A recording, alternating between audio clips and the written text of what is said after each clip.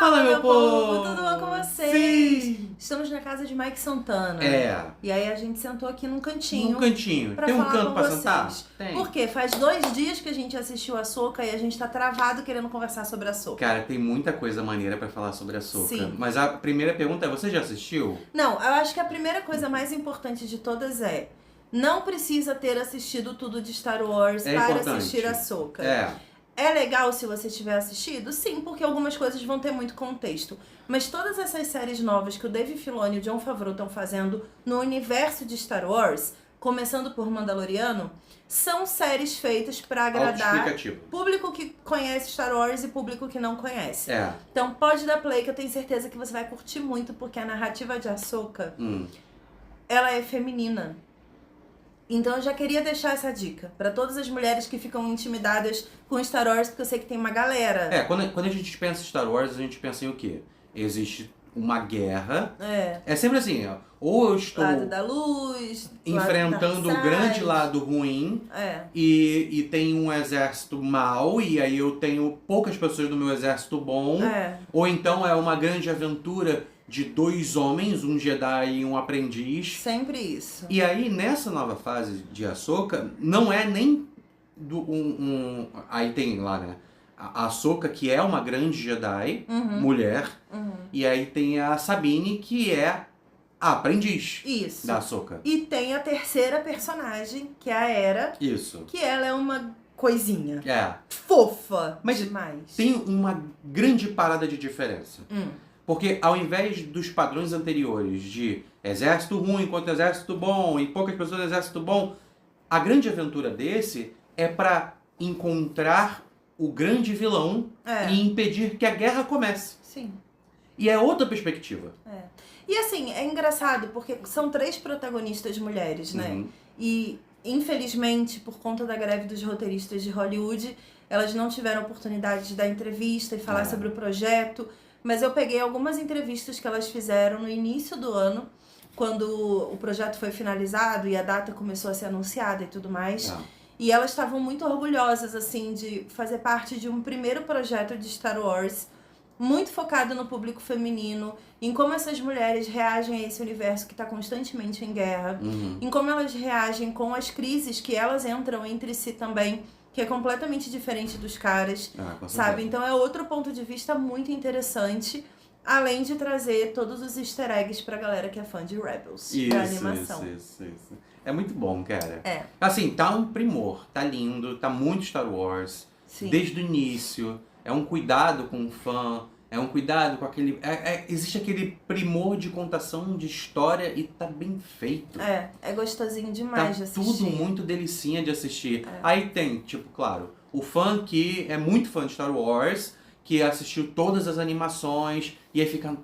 Nossa, enfim vão dar voz para essa personagem que foi criada para dar sentido à transformação de Anakin e Darth Vader que os filmes não conseguiram. Exato. A Ahsoka tem uma conexão muito grande com, inclusive, os fãs que leram os livros de Star Wars.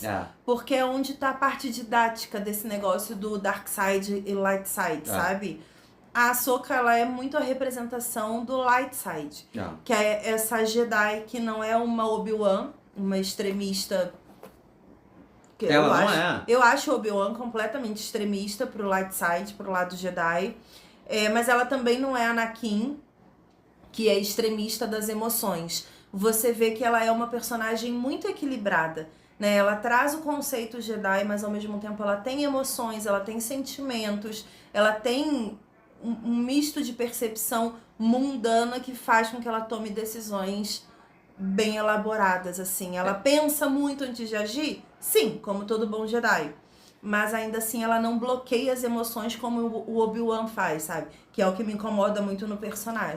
O Obi-Wan, ele realmente bloqueia qualquer sentimento. Ele tenta ser o mais racional possível. Mas o interessante é assim, quem lê os livros e acompanha tudo de Darth Vader e é fã do Darth Vader, sabe que ele tem naturalmente a quebra dentro dele sobre a paternidade dele. Sim.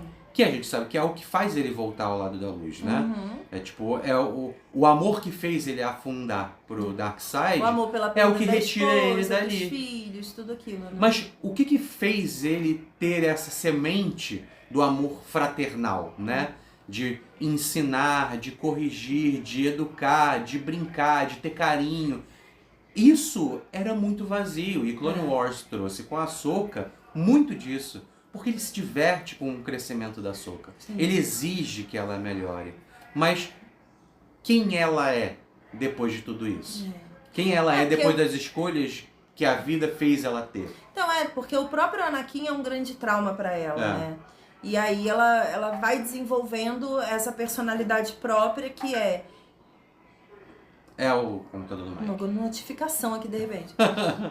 Que ela vai desenvolvendo essa personalidade que é muito assim, cara, eu vi o que acontece quando você se deixa corromper 100%. Eu vi o que acontece quando você tá tão cego pela luz da sua existência e o caminho que você segue por conta disso. Né? Ela já acompanhou tantas coisas assim ao longo da vida dela, já viu tantos altos e baixos de histórias diferentes, que eu acho que isso faz com que ela se torne uma pessoa muito mais equilibrada na hora de tomar uma decisão. E existe a falha. Porque assim, a gente tem que lembrar se ela foi treinada pelo mestre dela, Anakin, e ele é o que importava de decisão pra ela. Então, assim, o grande aval de você deu certo só poderia vir dele. E se ele não é mais a pessoa que poderia dar isso, quando é que ela vai estar completa? Quando é que ela vai se sentir aceita? Quando ela vai sentir realmente que chegou em algum lugar? E nesses 2 primeiros episódios fala muito sobre isso, tipo, de essa evolução de eu conseguir algo e eu sei, é aquele negócio, né? O vínculo mestre-aprendiz é quando um olha pro outro e sabe. Sim. Não existe só uma entrega disso. Não é uma ordem. É realmente trabalhar em sintonia. Mas ela tava falando dela com o sentimento com a Anakin, porque eles se entendiam no olhar. E aí entrega muito isso nesse episódio de você passar por tudo aquilo, superar tudo aquilo, você olhar pra uma pessoa e falar, cara, eu não vou cometer os mesmos erros que meu mestre cometeu comigo. E aí de repente você se olha e fala, nós dois estamos prontas para ser mestre e aprendiz. A gente pode ir junto agora, e né? pela primeira vez a gente vai acompanhar de verdade, né, do início ao fim, uma trajetória de duas mulheres. De uma Padawan e de uma Jedi. E como elas vão interagir na história delas. Isso é 100% novo em Star Wars. E isso é muito legal. Teve uma entrevista da Rosario Dawson, que é a Ahsoka, que eu li no início do início do ano, que ela fala o seguinte, que a Ahsoka, pra quem não sabe, ela é ambidestra, né? Ela luta com as 2 mãos, ela faz tudo, ela manipula em equilíbrio com as 2 mãos qualquer coisa. E ela falou que, tipo, pra interpretar uma personagem ambidestra, você não pode simplesmente, independente se você for canhoto ou destro, você não pode treinar o uso com a outra mão, você tem que se tornar ambidestra. Porque os ambidestros sabem o que é ser ambidestro. É você realmente ter um equilíbrio no seu corpo para lidar com qualquer coisa. Não é só na hora de lutar. E olha que bonito, né? Porque toda vez que qualquer coisa de Star Wars fala sobre o uso de um lightsaber, é realmente você tá entregue. É a sua mente que guia, né? Exato. É a força que guia. Então, é muito mais do que sentir, de ver e operar e ter realmente uma destreza sobre aquilo. Não. É você deixar ser guiado. É uma dança. É uma dança. É um combate elegante. E ela falou que ela meditou muito antes de entrar na Ahsoka. Eu sou apaixonado pelo trabalho da Rosario Dawson, porque é muito bonito. Ela disse que meditou muito e ela foi criando meditações para entrar na Ahsoka.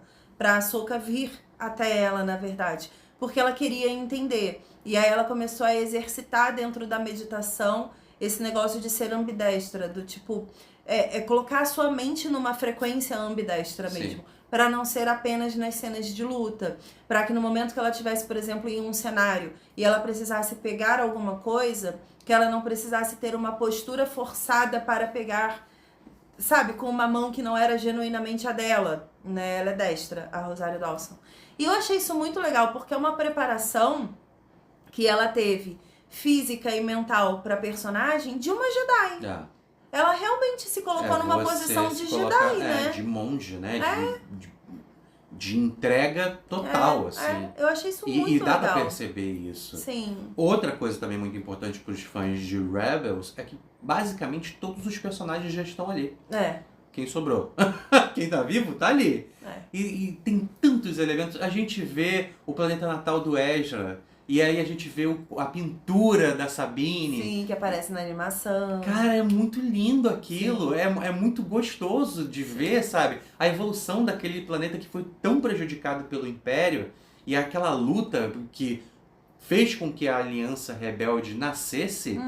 Aquela luta deu certo e tá sendo produtiva. E tá tendo um efeito político legal, sabe? Sim. Tá sendo um dos grandes exemplos de mudança. Cara, é muito legal. É muito legal a história. E o cenário tá lindo, a caracterização tá linda. É uma série que a gente quer acompanhar semanalmente com vocês aqui, batendo papo e falando dos nossos sentimentos, porque não é uma série que tá lidando diretamente com um grande problema da galáxia. Ela é uma missão interna de um grupo de pessoas que se amam, um grupo de amigos que se amam, e um desses amigos sumiu.